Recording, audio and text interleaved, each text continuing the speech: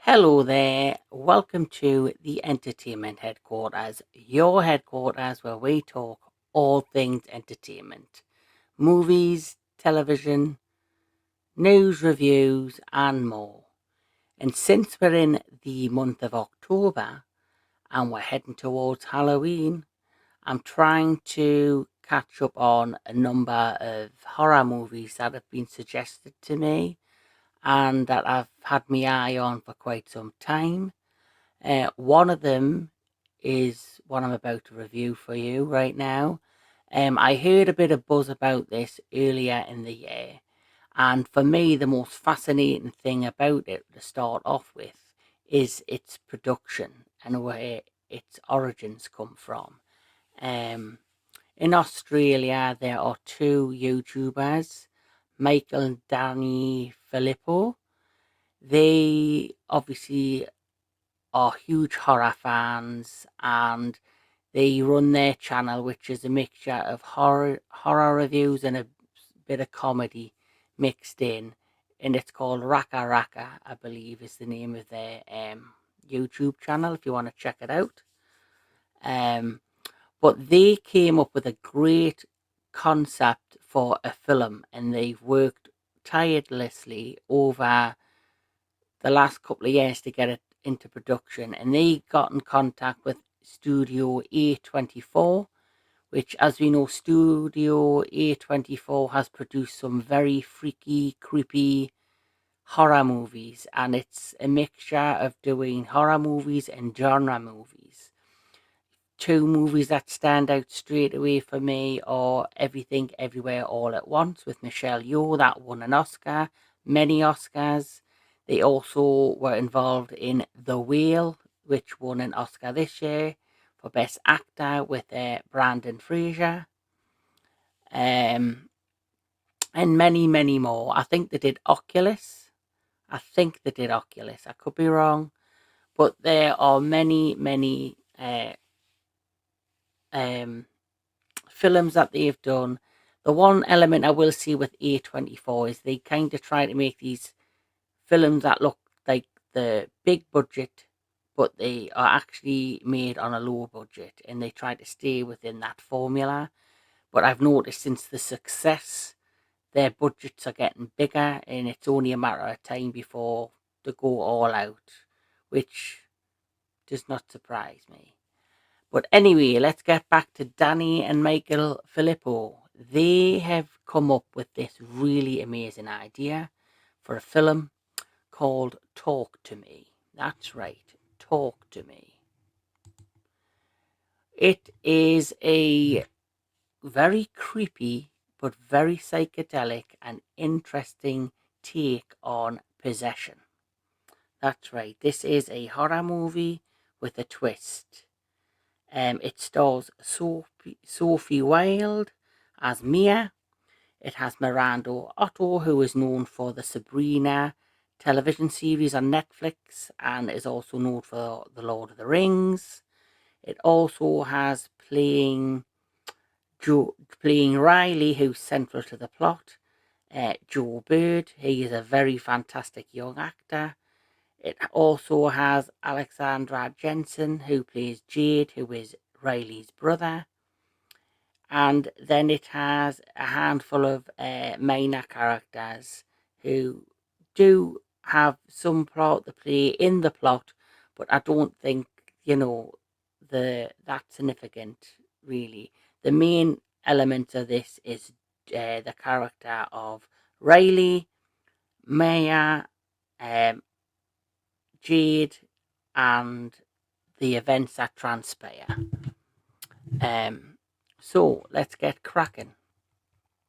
So the story starts with, you see flashbacks of a frat party in Australia, because this is an Australian movie, of a brother storming through, going to the back of the house and breaking into the bedroom, and it's his brother sitting on the end of a bed, and he's totally out of it. There's something clearly not right.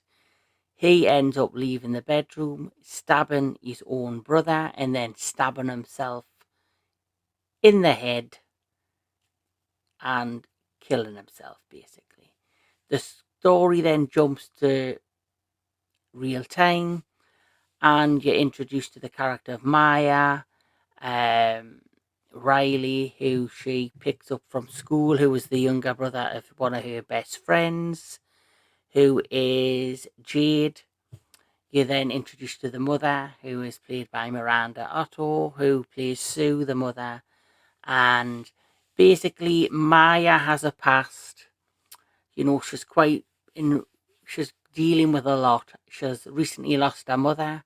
She has a dad who is called Max, who she's kind of distant from because there's a secret there. There's things going on when she lost her mother, how she lost her mother. The backstory of how she lost her mother plays a part in this movie. Suddenly, Jade, a boyfriend, Daniel, and Maya go to a frat party of their own where they are introduced to the two characters of Haley and Josh. Now, Haley and Josh, they decide to play this party game. And the party game is with this porcelain cemented hand. You have a candle, you light the candle, someone holds the hand, and they they summon basically a spirit that enters their body by saying, "Talk to me." And they have to do it within 90 seconds, and then they have to blow the candle out, and the spirit leaves the body. And afterwards, it's like they've been on drugs. They get like an euphoric sensation out of it. They get a high out of it. And that's the uniqueness of this plot, of this story, is how it is like a drug to them to be possessed within them 90 seconds, and they get some sort of rush and high out of it. Maya is possessed. She decides to go for it. And they struggle to get her under control, and she is held, I think, longer than the 90 seconds. We jump forward. They then go to uh, Jade's house when the mother's at work. The young brother Riley's there with his good friend. There's a lot of peer pressure. That's another thing about this film. It features a lot of peer pressure to want to succumb to what everyone else is up to and doing. So there's some great elements of real life stuff going on in there, mixed in with the supernatural elements. And Maya then, throughout the night, you just see the scenes of them all being possessed. There's some disturbing scenes, especially with Jade's boyfriend when he gets possessed, and the the dog. They've got a pet British bulldog. That's quite a funny scene, which I'm not going to because I don't want to spoil it. Then the character of Riley, who's young, he's only like maybe 12, and the others are like 16, 17. He decides, without Jade's permission, to do it. But when he decides to get possessed, who who comes through but Mia's mother? Mia's mother comes through, and because it is her mother, she wants to talk to her mother, and she wants to find out the kind of secret behind why she died. And unfortunately, that's when things take a very nasty turn. That is when things get fucked up, and the scenes are quite gory and graphic. And Riley, well, he's now been possessed and things take a very gruesome turn. And that is your basic plot for Talk to Me. And let's talk about Talk to Me. For me, it was a very well made, put together film. This was shown at film festivals in 2022, and I think it got a massive buzz, was highly praised, and I can understand why, because it goes down a number of topics. So basically, the possession side and the uniqueness of what they did with this, with the frat parties, and it's, the hidden message of drug use, I suppose, hidden within it. And, it also tells the stories of not all spirits that come through on the other side are good. There is a lot of evil and a lot of malevolent forces at play within the plot.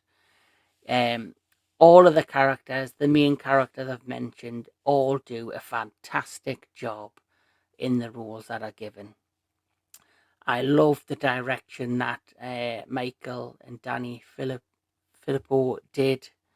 The story that they've come up with is original, it's different, it's unique. We've seen so many over the top, big budget element um, possession films, like the latest one, Exorcist Believer, which is on a massive budget, which I hear is doing terrible and is a terrible film. I was planning to see it, but I don't think I'm going to bother now.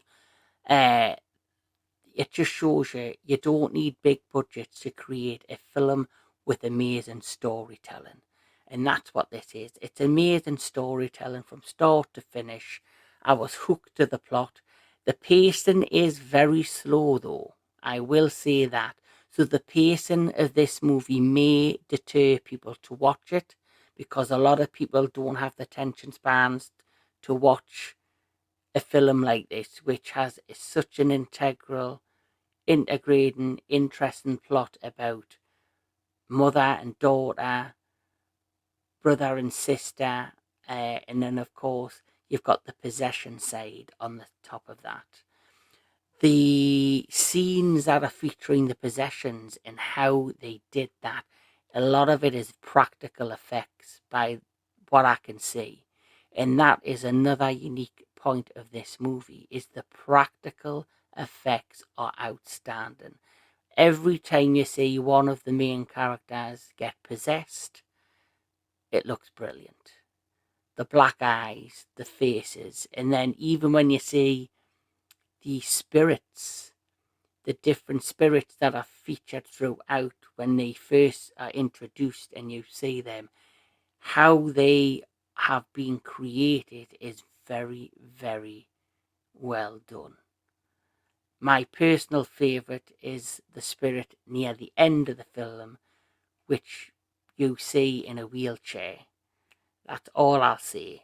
You see in the how that effects was done physically, and it was in daylight. A lot of these movies are done in the dark.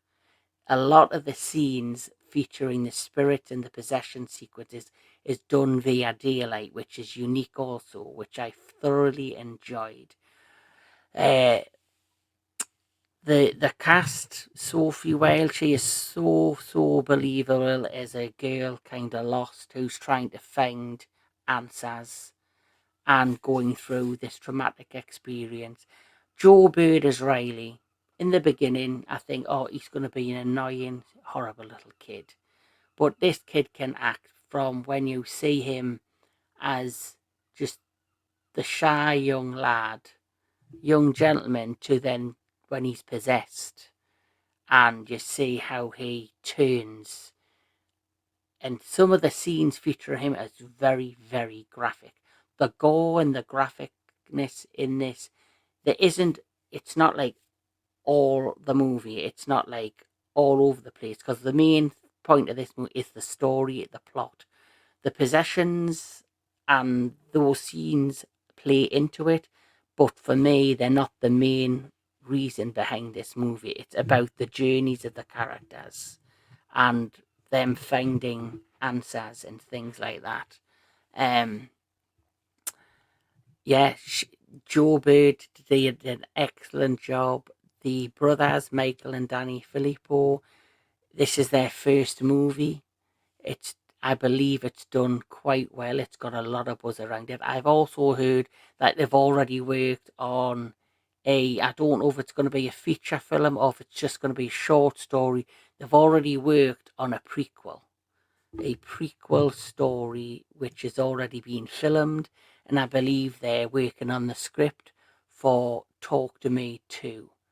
And I am 100% interested in where this is going to go next. How this ended, I thought the ending surprised me, but then it didn't surprise me.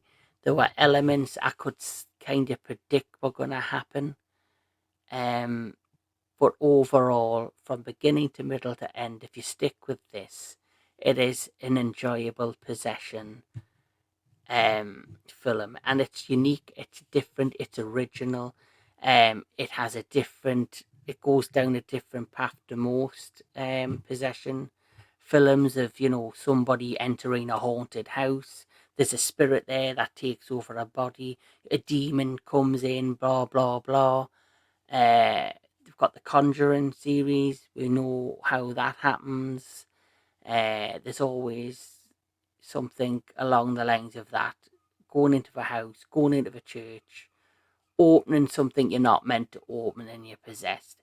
This does feature an object, which is the polystyrene, which is the porcelain or polystyrene, porcelain cemented hand, which is the object that creates the possessions happen. But I think there was a little bit of hints of the backstory on it, but there wasn't a great deal. So if they are going to follow this up, I would like to see more of the backstory and how this object is the doorway to the possessions. I love the concept of this being in a frat house or high school parties and these people using this as a way to get a high. That was different. It was unique.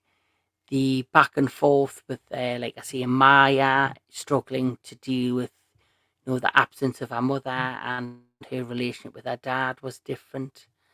Like I say, the pacing might be a bit slow, but the editing of this, the gore, the special effects and the practical effects and the makeup, the artistry behind that was very well made and put together. For me, I'm going to give this a 8 out of 10. 100% well deserved for these two young, amazing writers and first time directors. I think their partnership with A24 has been a huge success. And I thought the cast, like I say, especially the main star, Sophie Wilde, Joe Bird, they did an excellent job. Miranda Otto as Sue, she did more of a cameo role in this. She's like a side character as the concerning mother, but she does have some comedic lines in this which are quite funny. But apart from that, yes, very well done. Talk to Me gets an 8 out of 10, and it's well deserved.